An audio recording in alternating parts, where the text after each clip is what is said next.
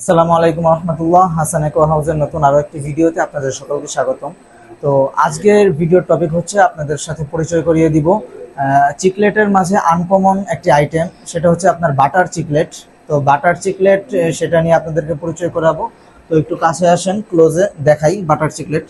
তো এটা হচ্ছে মূলত বাটার চিকলেট, আর এটার সাইজটা হচ্ছে আপনার এখানে যে সাইজটা দেখতেছেন আপনারা, এই সাইজটা হচ্ছে মূলত 3 থেকে 3.5 ইঞ্চি বলা যায় এই সাইজটা।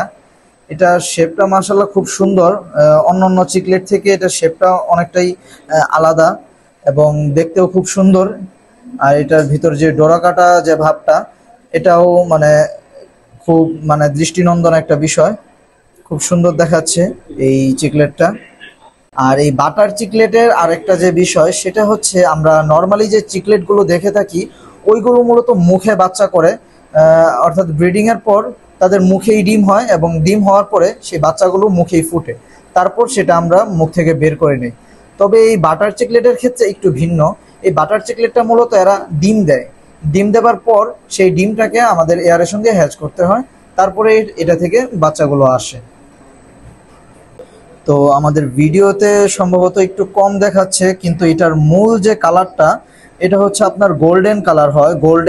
গোল্ডেনের ভিতরে ব্ল্যাক, গোল্ডেনের ভিতরে ব্ল্যাক যে রেক রেক হয়, এটা হচ্ছে মূলত ওই কালার। আর এটার লেজের পিছন সাইডটা হচ্ছে আপনার হালকা ব্লু একটা পাইপিং থাকে। তো সব মিলিয়ে এটা খুব সুন্দর চমৎকার একটা মাছ। আর চিকলেটের ভিতর এটা খুবই ইউনিক একটা আইটেম। তো এটা আমাদের কাছে বর্তমানে আমরা নিজেদের কালেকশনে কিছু রেখেছি।